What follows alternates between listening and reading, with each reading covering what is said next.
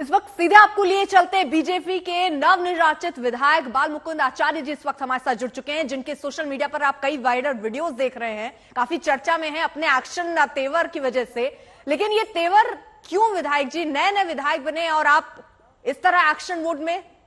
सुर्खियों और काम के लिए निकाला। सबसे पहले नमस्कार अर्पिता बहन जी। नमस्कार जी। ऐसा है, पिछले कई वर्षों से अखिल भारतीय संत समिति, मेरी आवाज आ रहा है आपके पास? जी जी जी बोलिए। मेरा आवाज आ रहा है बहन जी? बिल्कुल आ रही है बोलिए। हाँ, जी। पिछले कई वर्षों से अखिल भारतीय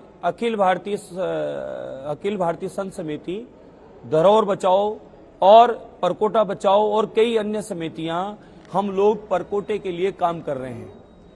परकोटे के लिए ये काम कर रहे हैं कि हमारी प्राचीन स्थान है, हमारी प्राचीन इमारतें हैं, उन्हें रखरखाव, संरक्षण हो, खुर्द-बुर्द न हो, वहां का नक्शा खराब न हो और वहां तोड़फोड़ करके जिस प्रकार से हेरिटेज लुक को खराब कर रहे हैं वो ठीक रहे।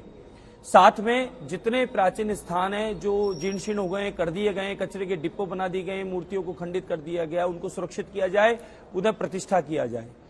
और सबसे बड़ी बात कि धर्मस्थलों के आसपास में सभी जगह इस प्रकार के अवैध काम हो रहे हैं। पार्कों में नशेड़ियों के व्यवसाय हो रहे हैं, नशेड़ी वहां पड़े रहते हैं, कोई वहां आने जाने वालों को सुविधा न होते असुविधा और हो रही है। और मांस की बहुत सारी अवैध दुकानें जगह जगह, हर कोने, हर गली के चौराहे पर खुली हुई है। जिनके पास लाइसेंस नहीं है, रोड पर वो मांस काटते हैं, बेचते हैं, बनाते हैं, वहीं बेचते हैं। उसकी दुर्गंध आती है, उसकी धुआं आती है, कईयों को उससे तकलीफ है। बहुत सारे सामाजिक संगठन ये चाहते हैं कि इनको लिस्टेड करें, नियम अनुरूप करें, कोई बनाए, कोई बेचे, कोई खाए, हमें आपत्ति नहीं है। सभी समाज के लोग ये काम करते हैं, किसी एक समाज का भी बात नहीं है। हम चाहते हैं, हमारे क्षेत्र में पर्यटन आता है, फोटो खींचता है, देश विदेश में फोटो जाती है, हमारी छवि खराब होती है। इसकी वजह से बहुत सारे वहां कुत्ते श्वान बैठे होते हैं, आने जाने वालों को अटैक करते हैं और इधर उधर जो आने जाने वाले हैं उनको भी असुविधा होती है। हम चाहते हैं वो नियम अनुरूप करें, दुकान के अंदर करें और जो नियम कायदा उससे करें। अधिकारियों को पिछले 5 साल से हम लोग मांग कर रहे हैं, 5 साल उन्होंने सुना नहीं। अभी कल बहुत सारे संगठन जब आए और उन्होंने कहा तो हम अधिकारी को फोन लगाए। फोन लगाने पर मैंने कहा कि साहब ये लाइसेंस है क्या? बोले लाइसेंस है। तो मैंने कहा लाइसेंस है तो आप लिस्ट लाओ और हमारे साथ चलो, चेक करके बता दो। तो अधिकारी कोई पहले तो तैयार नहीं था। एक अधिकारी जिनका काम नहीं है वो आए, हम मौके पे गए, एक भी दुकान को लाइसेंस नहीं था और सब लोग खुले में, ओपन में इस तरीके से बेच रहे थे, रोड पे कब्जा करके। तो हमने कहा नियम अनुरूप आप काम करो, लाइसेंस लो, हमें कतई आपत्ति नहीं है, आपका व्यवसाय आप करें। और ये पूरा ये माहौल बना रहे कांग्रेस गवर्नमेंट, हिंदू मुस्लिम ईसाई सब हम आपस में भाई भाई, पूरा परिवार है। और मोदी जी के उस विजन पर सबका विश्वास है, सब लोग हम साथ चल के काम करेंगे, क्षेत्र का विकास करेंगे। लेकिन ये इस प्रकार का माहौल कौन बना रहा है? कांग्रेस गवर्नमेंट, जिनको डिलीट मार दिया है, जिनको यहां से प्रदेश से डिलीट मार दिया है, वो लोग ऐसा माहौल बना रहे हैं। लेकिन आचार्य जी, आपका जो तेवर है वो बहुत अलग था। एक बार जरा आप किस तरह फोन पर बात कर रहे थे, वहां पर पहुंचकर कैसे आपने वहां पर जो पुलिस के अधिकारी थे उनसे बात की, हम जरा सुनवा रहे हैं, आप रहिएगा जरा साथ। मैं आपसे शाम को रिपोर्ट लूंगा, आप मुझे देंगे या मेरे को आना पड़ेगा आपके ऑफिस लेने? लेकिन नॉनवेज रोड पे बेच सकते हैं क्या खुले में? नहीं, रोड पे नॉनवेज बेच सकते हैं क्या खुले में? हाँ या ना बोलो, लाइव हो आप तो आप समर्थन कर रहे हो इनका? तुरंत प्रभाव से नॉनवेज के सारे जितने भी ठेले रोड पे लगे हैं, रोड पे बना रहे हैं, ये नहीं दिखने चाहिए। मैं शाम को रिपोर्ट लूंगा आपसे, मुझे नहीं मतलब है मेहरानिया जी कौन अधिकारी है। तो ये आपने सुना और आप कुछ कहना भी चाह रहे हैं बालमुकुंद आचार्य जी? इसके पीछे कारण जाना आपने? जी बिल्कुल, इसके पीछे कारण सुने आप बहन जी। मेरा पिछले 5 साल से जून ही रंग रही है इन पर।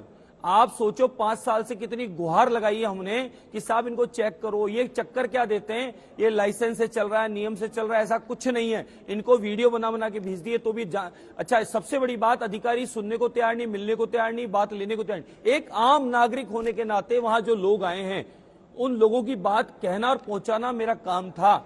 और रही बात, मेरा गला खराब था, मेरे को ठंड लगी हुई थी, वहां भीड़ बहुत थी, शोर बहुत था, इसलिए मैं तेज आवाज में बोल रहा था और अधिकारियों ने झूठ बोला। तो मैंने मौके पे जाके बताया कि साहब आप देख लो कि ये आप कह रहे हो लाइसेंस से, पूछो।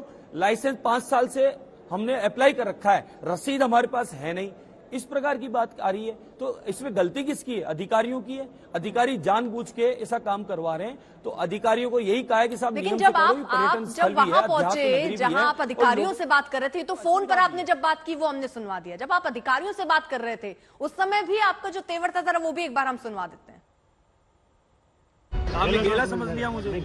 आप ऊपर के उस फेवर में हो ना कि कोई आपका मित्र काम दे रहा है। आप सोचना कभी किसी फेवर में रहा नहीं। मुझे सुनो, मुझे एमएलए से भी कोई लेना देना नहीं है।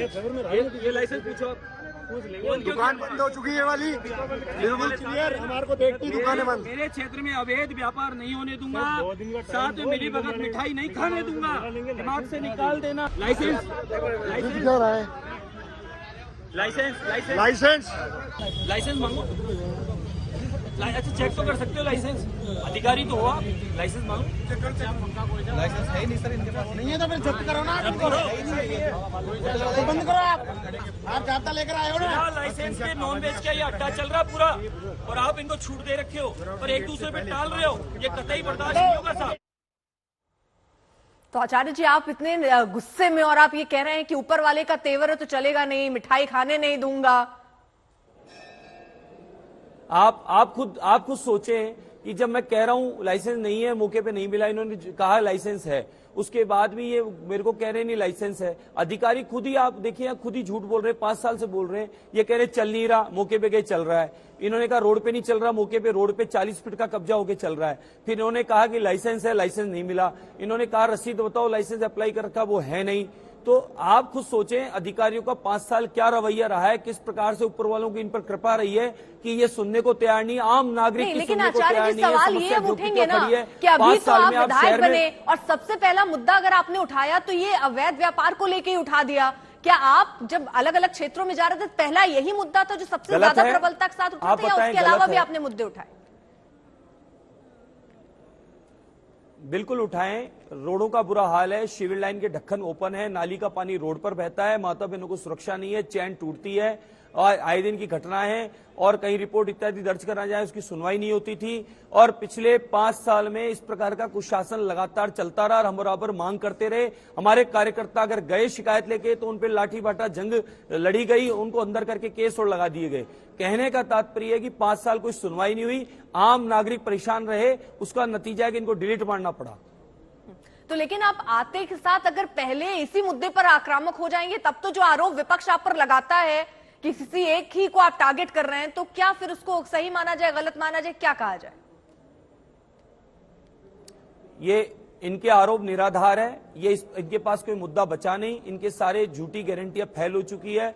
इन्होंने जो माहौल बनाया सब खत्म हो चुका है। तुष्टिकरण की राजनीति ये करते हैं। हम तो बिना भेदभाव के सबके विकास की बात करते हैं, और आने वाले समय में यही स्वामी बाल मुकुंदाचार्य आपको बोलता है, सबका साथ बोला है तो सबका साथ। मोदी जी का विजन जो है वो सबका साथ लेके विकास होगा। बहुत सारे मुस्लिम समाज के परिवार आज भी मेरे पास यहाँ बैठे हुए हैं, प्रतिदिन हम मिलते हैं, हमारा भाईचारा है, रक्षाबंधन मेरा बंधन बनता है। ऐसा कतई कोई माहौल नहीं है। ये माहौल सिर्फ कांग्रेस गवर्नमेंट बना रही है, बिना बात का मुद्दा बना रही है। हम तो कह रहे हैं अवैध काम को बंद करने की मांग करना क्या गलत है? बहन जी मुझे बताइए आप।